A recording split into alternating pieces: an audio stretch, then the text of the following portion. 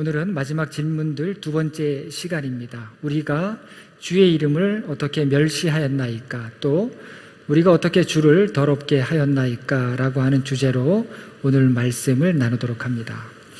일제시대에 서양 화가로 유명했던 이중섭 화가에 대한 감동적인 일화가 있습니다. 이분은 초토의 시로 유명한 구상 시인과도 오랜 교분과 만남을 이어왔었는데 이 구상 시인이 활동을 하다가 그만 건강을 잃어버리게 됩니다. 옛날에는 잘 못 먹었죠. 잘 못 먹고 그러다 보니까 폐병에 많이 걸렸습니다. 그래서 결핵 환자가 많았고 폐병에 걸리고 결핵에 걸리면 치명적인 그런 상태에 이르게 되는데 이 구상 시인도 폐결핵에 걸리게 된 것입니다. 뭐 지금이야 약이 좋아서 어려움이 없다 하지만 옛날에는 무서운 병 아니겠습니까? 그래서 결국 입원해서 폐절제 수술을 받게 됩니다. 이 폐절제 수술을 받고 얼마나 이 마음도 약해지고 삶에 대한 자신감도 떨어지고 또 내 삶이 어떻게 될까 두려운 마음이었겠습니까? 이 사람이 약해질 수밖에 없죠. 자, 그래서 많은 사람들이 이 구상 시인을 알고 있던 많은 사람들이 병문안을 오게 됩니다. 그런데 이상한 것은 그렇게 가깝게 지냈던 이중섭은 병문안을 오지 않더라는 것입니다. 가깝지 않은 친구들도 안타까운 소식을 듣고 또 구상시인 이 사람을 아주 귀하게 여기고 아끼는 많은 사람들이 찾아와서 위로했는데 이중섭만 오지 않은 것을 이상하게 생각했습니다. 섭섭한 그런 생각도 들면서 한편으로는 혹시 무슨 일이 있는 것은 아닌가 걱정되기도 했는데 그러던 어느 날 이중섭이 구상을 병문안하게 됩니다.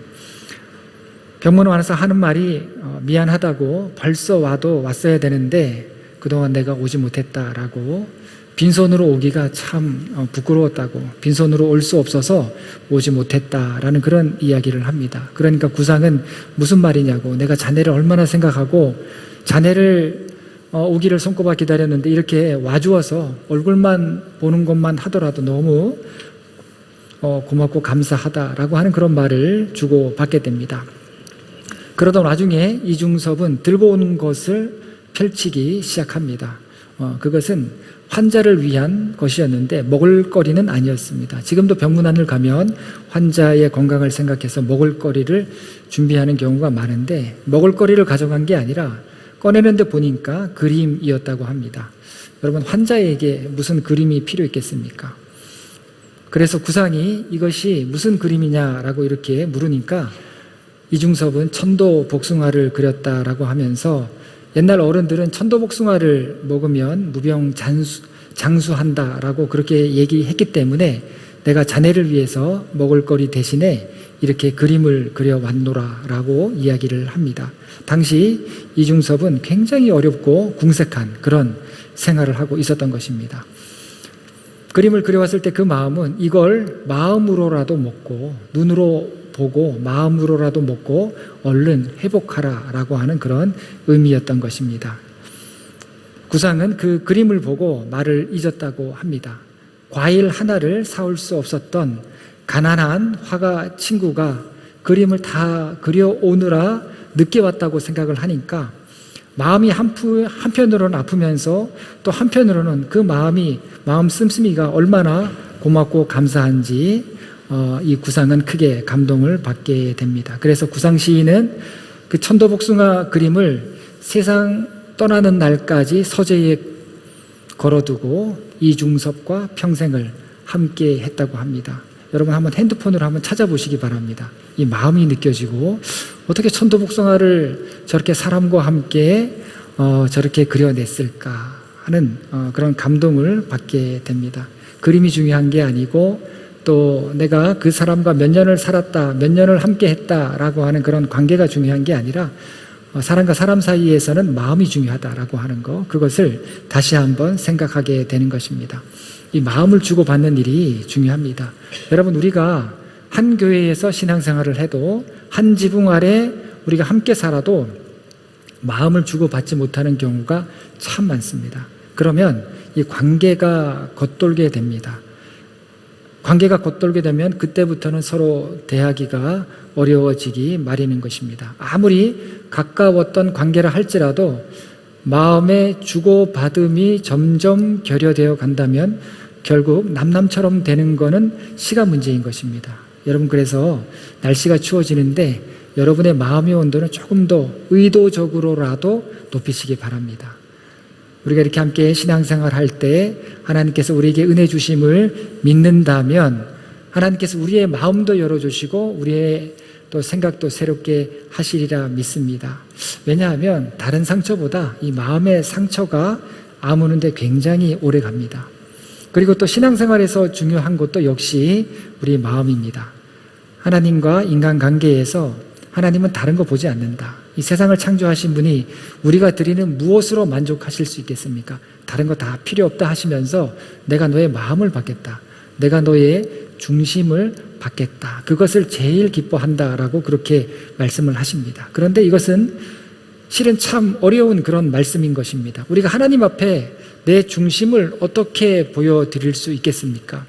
또 하나님께서 받으시는 내 마음의 모습은 어떻겠습니까? 하루하루 살아가는 일에 지치고 하루하루 사람들에게 치여서 내가 하나님 앞에 드릴 마음조차 없을 때가 많지 않습니까? 결국 우리는 잘 해보겠다라고 다짐하면서도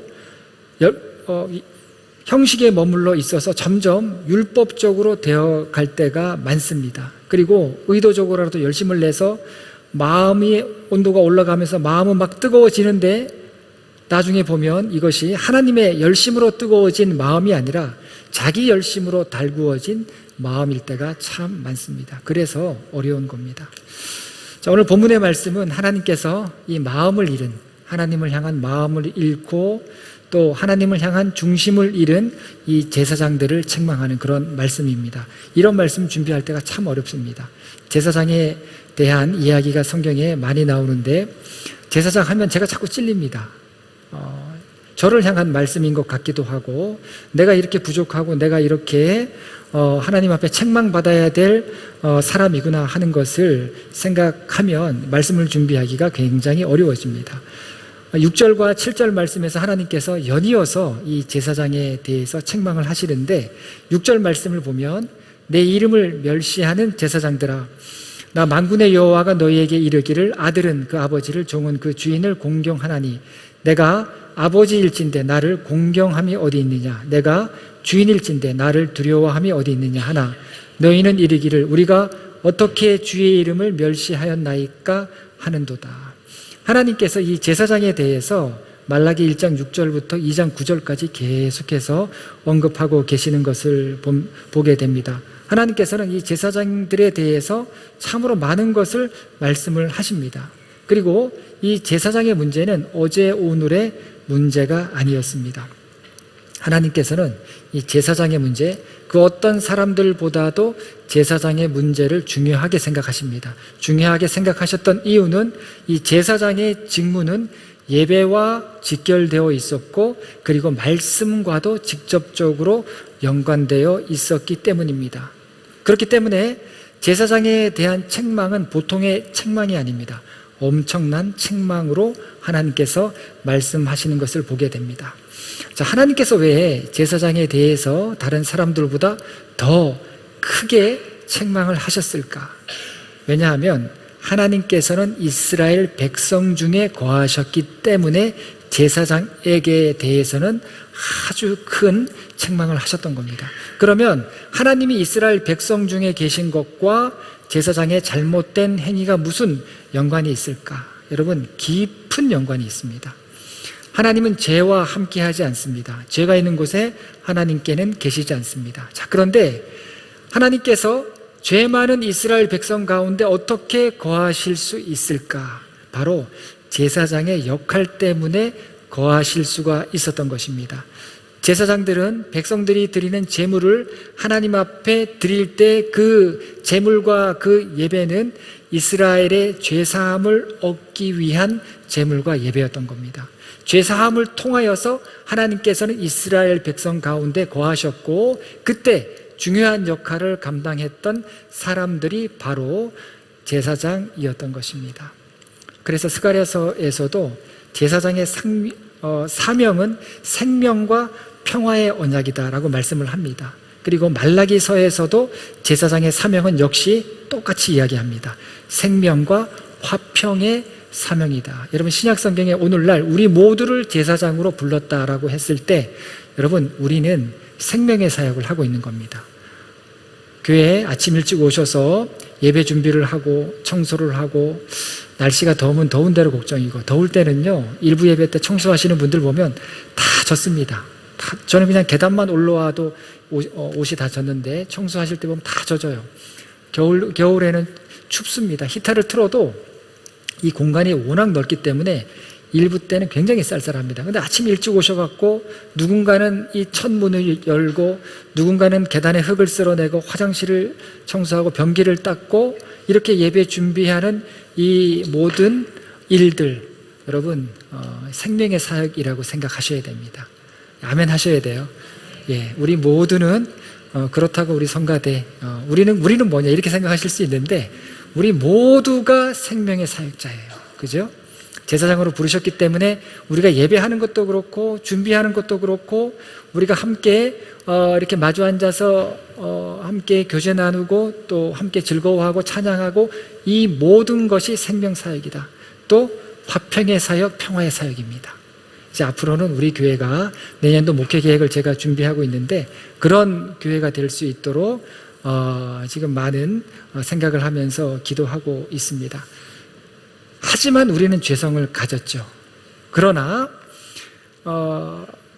하나님께서 우리로 하여금 예배하실 때 예배를 받으신다라고 말씀을 하시고, 회개할 때 우리로 하여금 죄를 사해 주신다라고 하시고, 하나님을 바라볼 때 우리에게 은혜를 베풀어 주신다라고 말씀을 하셨습니다. 그렇기 때문에 우리는 하나님 앞에 나와서 예배할 수 있고 하나님 앞에 은혜를 구할 수 있는 것입니다. 자, 그런데 구약시대 이런 하나님과 인간의 관계에서 아주 중요한 역할을 감당했던 사람이 제사장인데, 그 제사장이 잘못되었다는 거예요. 하나님께서 어떻게 책망하십니까? 하나님을 아버지로 공경하지도 않고 주인으로 두려워하지도 않는다라는 겁니다. 거기에다 더해서 제단에 더러운 떡을 드린다는 거예요. 이 말씀의 의미는 뭐냐면, 제사 드리는 것을 귀찮게 여겼다. 예배 드리는 것을 귀찮게 생각했다는 거예요. 그리고 하나님 앞에 제물로 드리는 것은 흠이 없고 순전한 것을 드려야 하는데, 눈먼 것, 저는 것, 병든 것, 훔친 것, 흠이 있는 것을 속여서 드렸다는 겁니다. 여러분, 옛날에 신앙생활 하신 분들은 헌금할 때도 그냥 하지 않았죠. 그죠?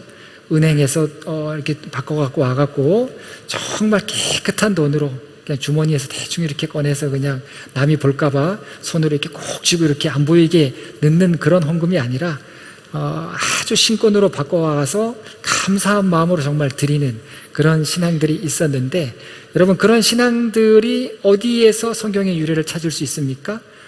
이 구약 성경에서 그 유래를 찾게 되는 겁니다. 하나님 앞에 소와 양을 드리는데 저는 거, 병든 거, 흠이 있는 거, 이런 거를 드리지 않고 아주 순전하고 흠이 없는 것을 드렸다라는 겁니다. 그런데 어느 때부턴가 제사장들은 흠이 있는 거, 눈먼 거, 저는 거, 이런 거를 드리기 시작했다. 여러분, 무엇을 의미합니까?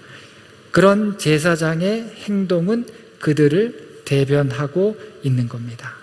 그들이 마음이 어떤지, 그들의 정신 상태가 어떤지, 그들의 영적인 상태가 어떤지 제물을 드리는 것을 통해서 대변했다라는 겁니다. 자, 먼저 제사장들은 주의 이름을 멸시했다. 하나님께서 그렇게 책망을 하십니다.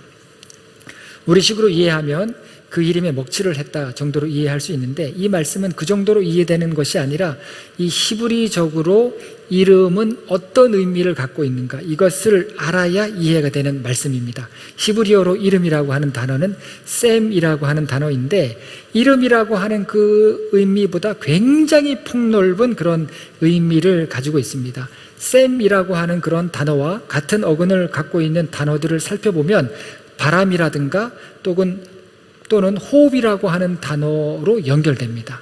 그러니까 이름이라고 했을 때 우리 생각의 그런 의미가 아니라 그 이름은 바람일 수 있고 호흡일 수 있다. 그래서 신약성경에서 성령을 바람 부는 것에 비유하지 않습니까?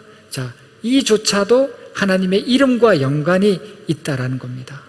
그럼 하나님의 이름 했을 때 그 이름의 의미가 바람과 호흡이고 또 성령을 바람이 부는 것처럼 그렇게 말씀을 하셨다면 이것은 하나님의 속성인 거예요. 하나님의 이름 했을 때 그것은 고유 명사로서의 이름이 아니라 하나님의 속성, 즉 하나님의 일하심을 의미했던 겁니다. 그리고 생명인 호흡이 생명 아니겠습니까? 호흡이 생명이라면 하나님의 이름은 생명 그 자체이다 라는 것을 또한 암시하는 것입니다. 또 예를 들어서 시편 54편 1절에 보면 하나님이여 주의 이름으로 나를 구원하시고 주의 힘으로 나를 변호하소서라는 말씀이 있는데 여기서 하나님의 이름은 힘과 같은 속성을 지녔다 이런 말씀이에요. 그러니까 하나님의 이름이라고 했을 때 그것은 단순히 여호와 또 하나님 야훼 성경에 나오는 그런 이름 하나님을 우리가 어떻게 부를까 하는 그런 이름 차원이 아니라 이것은 하나님의 힘을 의미했고 하나님의 능력을 의미했고 영으로 임하시는 성령을 의미하는 동시에 생명을 의미했다. 이것이 바로 하나님의 이름의 의미인 것입니다. 그러니까 고대 성경시대 히브리인들에게는 이름이라고 하는 것은 고유 명사가 아니라 그 이름이 지닌 속성이나 직책까지 다 포함하고 있는 겁니다. 또 예를 들어서 다윗이라고 할 때 여러분 우리는 다윗 왕이라고 하는 그런 이야기를 많이 하는데 다윗은 사람 이름입니다. 그리고 왕은 다윗의 직책이죠. 그럼 이 두 단어가 합성이 됩니다. 그래서 다윗 왕이라고 그렇게 이름을 부르는데 히브리적 사고는 그렇지 않다는 겁니다. 다윗이라고 하는 뜻은 사랑하는 자예요. 이 히브리어 이름은 의미가 우리나라 한자어로 의미가 있는 것처럼 다 의미가 있습니다. 사랑하는 자이고 왕은 다스린다라고 하는 그런 의미입니다. 그러면 다윗 왕 했을 때 고대 히브리인들이 받아들이는 의미는 뭐냐면 다스리는 이는 사랑하는 사람이다 이렇게 받아들이는 거예요. 다윗 왕을 그렇게 받아들이는 겁니다. 자, 그러면 이 다윗 왕이라고 하는 이름은 그 자체로 다윗의 성격을 보여주고 있는 겁니다. 다윗은 다스리는 사람인데 사랑하는 사람이다 라는 겁니다. 이것이 이스라엘 사람들이 어떻게 받아들여졌겠습니까? 다윗은 하나님의 친구인 거예요. 다윗은 하나님이 함께하는 자였던 겁니다. 고대에 이렇게 구약시대에 이렇게 그 이름들이 받아들여졌다라는 겁니다. 여러분 신약시대도 마찬가지입니다. 우리가 예수님의 이름으로 기도합니다라고 했을 때 여러분 이것도 같은 차원에서 이해가 되는 겁니다. 이건 기도의 형식이 아니에요. 그 의미를 가르쳐주지 않고 이렇게 기도해라. 대부분 우리는 그렇게 배워왔습니다. 기도 마지막에는 꼭 예수님의 이름으로 기도해라. 예전에 이제 제가 어떤 모임에 가서 기도하는데 어떤 분이 예수님의 이름으로 기도합니다를 마지막에 넣지 않았어요. 그리고 그분이 영어를 좀 잘 하시는 분인데 한국어로 다 기도를 하시다가 예수님의 이름으로 기도합니다 이거를 하지 않았을 뿐더러 마지막을 아멘이라고 이렇게 보통 우리는 하지 않습니까? 한국어로 영어로 하신 거예요. 에이멘. 다 웃어버렸어요 사람들이. 그러니까 굉장히 진지하게 기도를 마쳤는데 마지막에 가서 에이멘이라고 하니까 사람들이 키득키득 웃어버리게 된 겁니다. 더군다나 예수님의 이름으로 기도합니다라고 하는 그런 이야기도 하지 않았죠. 그래서 기도가 끝나서 여러분들이 예수님의 이름으로 기도해야 된다라는 그런 이야기를 한 기억이 있습니다. 여러분 그런데 이거는 형식이 아니라는 거예요. 꼭 마지막에 예수님의 이름으로 기도해야 된다라는 형식이 아니라 성경적인 사고에서 이름은 그 이름을 가진 이의 인격과 특성과 성격과 함께 모든 것을 나타내기 때문에 예수님의 이름으로 기도한다는 것은 예수님의 마음, 예수님의 영, 예수님의 생각, 예수님의 목적, 예수님과 같은 뜻을 갖고 기도했습니다라고 하는 그런 의미가 있는 겁니다. 내가 지금 기도했는데 예수님과 같은 마음으로 기도했습니다. 예수님과 같은 자세로 기도했습니다. 예수님과 같이 예수님처럼 예수님과 동일하게 기도했습니다 라고 하는 그런 의미가 담겨 있는 겁니다. 여러분 그래서 이름이라고 하는 거 성경에 너희가 나의 이름을 무시했다, 나의 이름을 경멸했다, 이런 표현들이 꽤 나옵니다. 그리고 여호와 하나님의 이름에 대한 부분도 성경에 꽤 나옵니다. 제사장들이 그렇게 중요한 하나님의 이름의 의미를 멸시한 거예요. 어떤 방식으로 멸시했습니까? 아버지를 공경하지 않고 주인을 두려워하지 않는 방식으로 멸시했다라는 겁니다. 여러분, 이것도 이름으로 풀 수가 있어요. 구약 성경을 보면 아버지가 아들에게 이름을 지어주는데 가문의 이름을 지어줍니다. 그래서 증조 할아버지, 고조 할아버지의 이름이 내 아들의 이름일 수가 있어요. 실제로 성경에 보면 그렇게 혼동되는 부분들이 나옵니다. 구약 성경에 보면 아주 우리가 발음하기도 어려운 이름들이 많이 나오는데 이것이 아들의 이름인지 할아버지의 이름인지 혼동될 때가 있습니다. 왜? 가문의 이름으로 아들에게 이름을 지어줬기 때문에 아버지가 아들에게 그렇게 이름을 지어줍니다. 자, 그런데 하나님께서 뭐라고 하십니까? 그렇게 이름을 지어준 아버지를 너희가 공경하지 않았다. 또 성경에 보면 주인이 종에게 이름을 지어줍니다. 대표적으로 다니엘과 세 친구들에게 누가 이름을 지어줍니까? 바벨론 왕이 히브리식 이름에서 바벨론식 이름으로 새롭게 이름을 지어줍니다.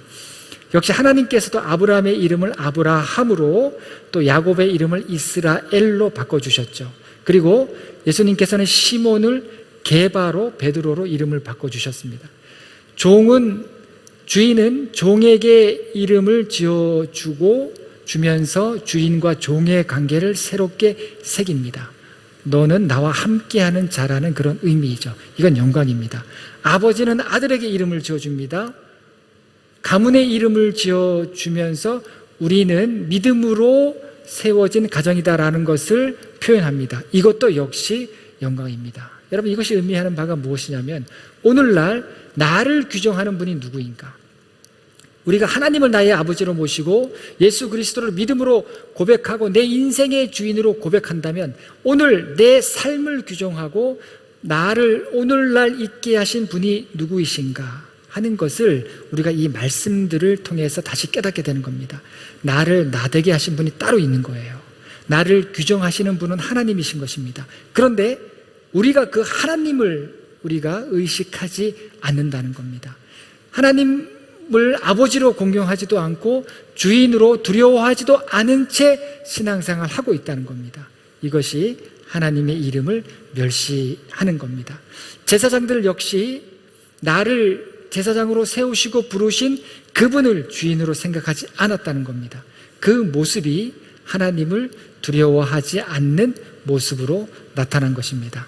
역시 그들의 행동과 태도가 그들을 대변합니다. 여러분, 내가 누구인지 말로 끊임없이 설명할 필요가 없습니다. 행동이 그 사람의 믿음을 대변합니다. 행동이 그 사람의 마음을 드러냅니다. 그리고 태도가 그 사람의 생각과 중심을 보여줍니다. 하나님께서는 다 알고 계시죠. 사람도 이런 믿음, 어떤 중심과 태도를 어떤 밖으로 드러난 모습을 통해서 알게 되는데 하나님이 모르시겠습니까? 제가 당회를 이렇게 준비하고 있는데 어저께 공천위원회를 모였고 이제 새로운 직분자를 세우고 또 교회 조직을 새롭게 구성하는 그런 회의가 당회입니다. 1년에 아주 중요한 그런 회의인데 여러분, 이제 직분자를 이렇게 보게 되는데 직분을 받는다라고 하는 거, 이건 굉장히 감사하고 귀한 일입니다. 그래서 여러분, 직분에 대해서는 사모하는 마음을 가지셔야 됩니다. 부담되는 일이기도 합니다만 그러나 사모함으로 받을 때, 무엇이든지 사모하는 마음이 있을 때 은혜는 더하게 되는 겁니다. 그래서 이 새롭게 직분을 받는 거 감사한 일이고 귀한 일이죠. 자, 그와 아울러서 신앙의 단계도 한 단계 올라서야 되는 겁니다. 자, 그런데 제가 우리 교회에 입교인을 파악하고 직분자를 이렇게 다 파악하고 남녀 또 직분자의 숫자를, 왜냐하면 당회 때 기록으로 다 나와야 되니까 그렇게 파악해 보니까 여러분, 우리 교인들 입교인입니다. 입교인의 절반은 권사님이에요. 옆에 이렇게 누가 앉아 계시는데 연세가 좀 지긋해 보이시고 근데 잘 모르겠고 이름도 잘 모르겠고 그러면 권사님이라고 하시면 되는 거예요. 권사님 하면 다 통하는 겁니다. 이게 뭐냐면요, 우리 교회만 그런 게 아니고 한국 교회의 지금 초고령화되는 한국 사회를 그대로 보여주는 겁니다. 한국 교회가 대체로 다 이렇게 고령화되어 가고 있다라는 겁니다. 그래서 여러분, 이제 우리 교회도 점점 직분자만 남게 될 것입니다. 여러분, 그럴 때 이제 우리는 어떻게 생각을 해야 되는가 하는 그런 고민을 말씀을 준비하면서 하게 됩니다.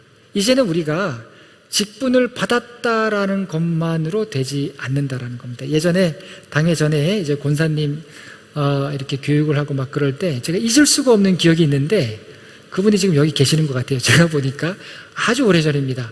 이제 권사님 받고 권사님 교육을 하고 끝나고 나오는데 이분이 권사 됐다고 너무 좋아하시는 거예요. 그 좋아하시는 모습, 두 분의 친한 권사님이 계셨는데 둘이 막 이렇게 여자분들이 이렇게 막 반가울 때 인사하는 거 있지 않습니까? 둘이 막 손을 치면서 권사 됐다고 막 이렇게 좋아하는 모습, 그 모습이 너무나도 선합니다. 옛날에는 권사님 되는 게 굉장히 힘들었어요. 그죠? 쉽지 않았습니다. 새벽기도 다 참석해야 되고, 왜냐하면 교인들이 많다 보니까 아주 그 신앙의 어떤 단계가 있는 분들만 직분을 이렇게 줬습니다. 그런데 이제는 시대가 달라졌습니다. 직분자가 굉장히 많아지는 시대. 여러분, 목사도 많습니다. 장로님도 많고 권사님도 많습니다. 점점 더 시간이 흐를수록 직분자들이 많아지게 될 것입니다. 그랬을 때 우리 신앙을 한번 다시 되돌아보는 그런 기회가 되어야 한다. 우리 생각이 한번 바뀌어야 되겠다라는 그런 생각을 하게 됩니다. 이제는 교회 안에서 나를 규정하는 거, 이것은 직분이 더 이상 될 수가 없다라는 겁니다. 직분이 아니라 이제는 직분으로 이야기하고 직분으로 나를 드러내는 것이 아니라 직분을 받고 내가 하나님 앞에 나를 어떻게 드려야 하는가에 신앙생활에 초점을 두어야 한다라는 것입니다. 여러분, 앞으로 중요한 것은, 앞으로 신앙생활 하면서 정말 중요한 거, 이제 인구가 확 줄어들게 되고 우리 다음 세대는 더 줄어들게 되고 어쩌면 교회도 많이 어려워질 수 있는 그 시대에 정말 중요한 거, 이제는 정말 가라지와 알곡을 하나님께서 구별하실 그때에 우리가 중요하게 생각해야 될 것은 뭐냐면, 주인을 두려워하는 그런 종의 본분을 우리가 갖고 있는가 하는 것입니다. 아버지를 공경하는 그런 자녀인가 하는 부분이에요. 그런 마음으로 우리가 봉사를 하고 있는가, 그런 중심과 태도를 우리가 가지고 있는가, 하나님께서 이제 그걸 보신다는 것입니다. 여러분, 사람의 마음처럼 간사한 게 어디 있습니까? 사람의 마음이 참 간사하죠. 그런데 시편의 말씀에 의하면 마음에 간사함이 없는 사람, 그런 마음에 간사함이 없고, 사람의 마음처럼 허물이 많은 게 또 어디 있습니까? 그런데 역시 말씀처럼 허물의 사함을 받은 사람, 그 사람이 어떤 사람입니까? 하나님을 내 아버지로, 내 인생의 주인으로 삼고 어디서든지 진심으로 마음을 다해서 예배하는 삶을 살아가는 그런 제사장이 오늘 우리 시대에 요청되는 겁니다. 자, 그리고 오늘 말씀을 또 보면 이 제사장들이 뭐라고 이야기합니까? 우리가 어떻게 주를 더럽게 하였나이까? 또 반문을 합니다. 이게 세 번째 말라기에 나오는 질문들입니다. 7절 말씀이죠. 너희가 더러운 떡을 나의 제단에 드리고도 말하기를 우리가 어떻게 주를 더럽게 하였나이까 하는도다. 이는 너희가 여호와의 식탁은 경멸히 여길 것이라 말하기 때문이라. 자, 이 말씀도 우리가 생각하는 그 차원의 이상의 말씀입니다. 자, 여호와의 식탁이라고 하는 말씀이 나오는데 밥상이죠. 우리 말로 하면 밥상이고 상입니다. 상. 이것도 이름과 연결되어 있습니다. 자, 어떻게 연결되어 있냐면 성경에 상이라고 하는 단어가 꽤 나옵니다. 그런데 그 앞에는 반드시 사람의 이름이 언급됩니다. 여호와의 식탁이 나오죠. 다윗의 상이 나옵니다. 이세벨의 상이 나옵니다. 아합의 상이 나옵니다. 왕의 상이 나옵니다. 자, 그리고 시편 23편에 원수의 목전에서 내게 상을 베풀어 주시고라고 하는 그런 말씀도 나옵니다. 반드시 사람의 이름이 앞에 나오는데 그 이름은 뭐냐면 대접하는 자의 이름인 경우가 많습니다. 그러면 여호와의 식탁, 여호와의 상은 하나님께서 누군가를 대접하는 그런 중요한 식탁인데 거기에 사람들이 초대되었고 거기서 음식을 먹으면서 즐거운 교제가 이루어지는데 그 음식을 준비하는 사람이 누구이냐 하는 겁니다. 제사장이 그 음식을 준비하는 거예요. 그런데 제사장이 어떤 음식을 올렸습니까? 더러운 음식을 올렸다. 먹지 못할 음식을 올렸다. 너희 상관에게 그 음식을 갖다 줘보라. 총독에게 갖다 줘보라. 그 음식을 먹을 수 있는지 그런 음식을 너희가 내게 바쳤다라는 겁니다. 하나님께서 그렇게 책망을 지금 하고 계시는 겁니다.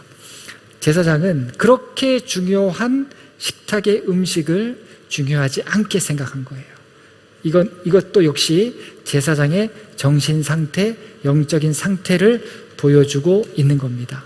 여러분, 제사장이 하나님 앞에 제물을 드릴 때 온전하지 못한 제물, 흠이 있거나 하나님께 드릴 수 없는 그런 제물을 사람들이 가져왔을 때 그런 제물을 하나님 앞에 드릴 수 없다라고 단호하게 해야 되는데 그렇게 하지 않았다는 겁니다. 그렇게 하지 않고 제사장들은 이스라엘 사람들이 하자는 대로 그리고 사람들이 좋다고 여기는 대로 제물을 받아서 하나님 앞에 드렸고 그리고 그 좋은 것은 자신이 취했다라는 이야기예요. 어떤 부분에서는 어려움이 있다 할지라도 분별하고 구별을 해야 되는데 오히려 외려 결탁되어 있었다라는 것입니다. 이것이 하나님께서 아주 경멸하시는 그리고 하나님을 경멸하고 멸시하는 그런 죄된 모습이라는 것입니다. 병든 모습이죠. 제사장이 병들었습니다. 여러분, 질병하고 죄하고 차이가 있습니다. 영적으로는 똑같은 말이에요. 영적으로 질병은 죄가 되는데 그런데 질병하고 죄하고 차이가 있는데 그게 뭐냐면 병에 걸리면 아파요. 많이 아픕니다. 고통이 수반되지만 죄라고 하는 것은 고통이 느껴지지 않아요. 치명적입니다. 그래서 우리 안에 보이지 않는 죄에 교만의 죄에 치명적입니다. 고통이 느껴지지 않아요. 다른 사람에 대해서 함부로 이야기하는 죄에 고통이 느껴지지 않습니다. 치명적이에요. 다만 다행히 우리가 회개한다면 성령께서 우리를 찌릅니다. 그러면 아파요. 성령께서 내 죄를 나를 들여다보게 하시고 내 죄를 보게 하시고 내가 정말 어떤 사람인지 정말 말씀으로 나를 돌아보게 하실 때는 굉장히 아픕니다. 굉장히 고통스럽습니다. 그런데 그조차 없으면 아무것도 느껴지지 않아요. 이게 죄의 무서움입니다. 제사장들이 지금 죄로 말미암아서 전혀 아픔을 느끼지 못하는 거예요. 그러니까 사람들이 어떻게 합니까? 제사장만 오케이 하면 아무 문제가 될 것이 없다라고 생각한 것이죠. 그래서 눈먼 양을 가져옵니다. 다리 저는 제물을 하나님 앞에 가져옵니다. 그런 제물을 드리면 안 되는데 제사장이 오케이 하니까 제사장 마음에 전혀 찔리는 것이 없으니까 아픈 마음이 없으니까 이 백성들과 짝짝꿍이 되어서 그런 예물을 하나님의 식탁에 올려드렸던 것입니다. 하나님은 그것을 경멸스럽다라고 표현을 하셨습니다. 여러분, 오늘날 여호와의 식탁은 무엇이겠습니까? 하나님을 예배하는 이 예배의 시간이 여호와의 식탁이에요. 여러분, 우리가 모두 하나님의 식탁에 지금 초대된 것입니다. 저도 그렇고 저도 초대받은 자이고요. 아까 찬양을 했던 우리 성가대, 또 예배 준비했던 우리 안내팀, 또 찬양단, 찬양팀, 또 그 외에 많은 분들, 우리 모두가 지금 하나님의 식탁에 초대되었습니다. 자, 그리고 우리는 이 잔치에 참여하는 사람들이자 이 잔치를 준비하는 사람들이에요. 누군가 이 자리에 초대되어서 올 것을 생각하면서 우리 모두가 준비하는 그런 사람들입니다. 그렇다라고 한다면 우리는 과연 어떤 마음으로 신앙생활을 하고 있는가? 어떤 마음으로 찬양하고 어떤 마음으로 설교하고 어떤 마음으로 우리가 찬송하고 있는지를 우리가 돌아봐야 되는 겁니다. 여러분, 내 의도와 하나님께서 기뻐하시는 식탁, 이거는 다를 수 있습니다. 기뻐하시는 예배는 우리의 생각과 다를 수 있다는 겁니다. 여러분, 이런 거예요. 하나님의 법궤를 만져서 죽은 사람이 있죠. 누구입니까? 우사입니다. 우사의 의도는요, 나쁘지 않았어요. 너무 좋았습니다. 그리고 우사는 평생토록 훈련받은 사람, 법궤를 옮기기 위해서 특별히 선발된 그런 사람이었습니다. 특별히 선택된 사람인데 그의 임무가 법궤를 잘 옮기는 것이기 때문에 법궤를 보호해서 자신의 임무를 다하려고 했던 것입니다. 그런데 뭐가 잘못됐습니까? 역할이 잘못됐어요. 역할이. 하나님이 말씀하신 것과 다른 방법으로 책임을 다하려고 했던 것입니다. 여러분, 여러분의 의도는 다 옳고 여러분의 말씀도 다 옳을 수 있습니다. 그런데 역할이 잘못되면 잘못될 수 있어요. 그런 부분들도 우리가 조심하게 생각해야 될 부분들입니다. 우사는 자신의 행위로 하나님을 예배했다라고 생각했을 수가 있습니다. 그런데 결국에 우사는 법궤를 만짐으로 법궤를 더럽히게 됩니다. 법궤를 보호하려고 만졌는데 그 행위가, 그 역할이 결국에는 더럽히는 역할이 되었고 그 대가로 그는 생명을 잃게 되었다라는 겁니다. 여러분, 우리가 아무리 선한 의도를 갖고 있다 할지라도, 아무리 내가 옳다라고 생각할지라도 그것이 내 생각과 내 방식대로 하는 행위라면 하나님께는 받아들여질 수 없다는 것을 명백하게 가르치고 있는 겁니다. 여러분, 제사장들이 뭐라고 반문했습니까? 우리가 어떻게 언제 하나님을 멸시했습니까? 우리가 언제 어떻게 하나님 앞에 더러운 것을 드렸습니까? 우리 모두가 다 하나님 앞에 어쩌면 반문하고 있는 그런 제사장의 모습은 아닌지 돌아보아야 하는 것입니다. 9절 말씀을 보면 만군의 여호와가 이르노라 너희는 나 하나님께 은혜를 구하면서 우리를 불쌍히 여기소서 하여 보라. 너희가 이같이 행하였으니 내가 너희 중 하나인들 받겠느냐. 하나님, 우리를 불쌍히 여겨 주시옵소서. 우리를 긍휼히 여겨 주시옵소서. 아무리 골백 번 수만 번 그렇게 해보라. 내가 너희의 그런 말들을 하나도 받지 않겠다. 하루 종일 우리가 예배 드린다고 한들 오늘 우리의 정신 상태와 또 우리의 신앙 상태와 영적인 상태가 제사장들과 책망받는 제사장들과 같다면 하루 종일 예배 드리고 하루 종일 찬양해도 그건 나를 위한 것이지 하나님을 위한 것은 절대 아니라는 것입니다. 하나님은 우리의 외모를 보시지 않고 중심을 보신다고 하셨습니다. 여러분, 이렇게 주일날 올 때 조금 갇혀 있지 않습니까? 우리 외모 때문이 아니라 중심을 드리기 위한 외적인 표현이죠. 그런데 하나님께서는 우리 마음을 달라고 하시는 거예요. 뭐든지 마음을 담으라고 하시는 겁니다. 그리고 그 중심을 의도적으로라도 하나님 앞에 보여달라고 하십니다. 여러분, 시편을 보면 고라 자손의 시가 나오는데 고라 자손은 무명인들이에요. 무명인들. 성경에 그렇게 이름을 올릴 만한 그런 사람들은 아니었다라는 겁니다. 고라당의 반역도 있지 않습니까? 그런 사람들인데 이런 사람들, 그 자손들의 시가 시편에 기록되어 있습니다. 왜 기록되었는가 봤더니 이들이 간절한 마음이에요. 이들의 마음은 간사한 마음이 아니었고 비록 허물이 있을지라도 허물의 사함을 받은 자의 마음이었다. 그래서 이들이 진심으로 그들의 마음을 하나님 앞에 드립니다. 대표적으로 시편 84편 1절 2절 말씀을 보면 만군의 여호와여 주의 장막이 어찌 그리 사랑스러운지요. 여러분, 고라 자손은 광야에서 성막을 옮길 때 그 성막을 옮긴 사람들입니다. 성막을 멈출 때마다 치고 또 이동할 때마다 거두고 천막으로 만들어졌죠. 그런데 힘든 일을 했음에도 불구하고 뭐라고 고백합니까? 어찌 그리 사랑스러운지요.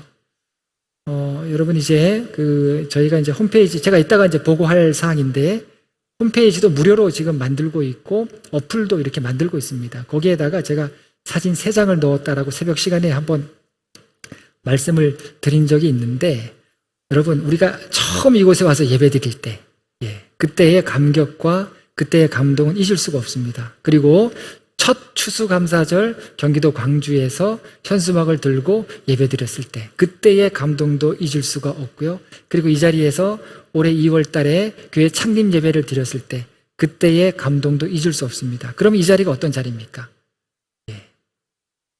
하나님께서 우리를 사랑하시고 하나님께서 우리를 축복하시고 하나님께서 우리에게 은혜를 주신 자리가 바로 이 자리이다. 여러분, 이 자리가 사랑스러운 자리입니다. 그래서 앞으로도 이제 우리의 책임과 의무는 뭐냐면 이 예배의 공간이 정말 하나님의 사랑이 있는 그런 자리가 되도록 우리가 힘쓰는 일, 고라 자손이 그렇게 찬양을 한 겁니다. 내 영혼이 여호와의 궁정을 사모하여 쇠약하며, 고라 자손이 하나님의 성전을 생각할 때 막 정말 너무 사모함이 심해서 막 너무 간절하다라고 하는 그런 표현이죠. 내 마음과 육체가 생존하시는 하나님께 부르짖나이다. 고라 자손은 이름이 알려지지 않은 무명의 사람들이었지만 진실한 마음으로 하나님께 드리는 시를 하나님 앞에 올렸을 때 하나님께서 이 시를 받으셨다. 여러분, 이것이 참 신앙의 고백이고 참 예배인 것입니다. 여러분, 이제 우리는 다른 것에 마음을 뺏기지 말고 하나님의 이름을 우리 마음과 중심에 두고 과연 우리가 하나님의 이름을 높이는 그런 믿음인지, 그리고 하나님을 진실로 예배하는 그런 공동체인지 돌아볼 때인 것입니다. 구원은 합당치 못한 예배자, 예배 드릴 수 없는 그런 사람인데, 그런데 그 사람이 변화받아서 하나님이 받으시는 그런 예배를 드리는 사람으로 변화되는 것, 여러분, 이게 구원입니다. 그런다라면 우리는 매일 구원받아야 돼요. 합당한 예배를 드릴 수 없는 그런 상황에서 하나님께서 받으시는 예배를 드릴 수 있는 그런 구원받은 자로서의 삶을 우리가 살아가기 위해서 우리는 매일의 구원의 역사가 필요한 것입니다. 여러분, 우리 자신을 드리는 그런 은혜가 있기를 바랍니다. 우리의 태도를 드리는 놀라운 일들이 일어나기를 바랍니다. 우리의 시간과 소유를 드리는 그런 예배의 삶을 통해서 하나님의 이름, 그 하나님의 이름을 높이고 또 여호와의 식탁에 우리가 늘 함께 모여서 기쁨으로 즐거움으로 예배하는 그런 더원 공동체가 되기를 간절히 바랍니다. 기도하겠습니다.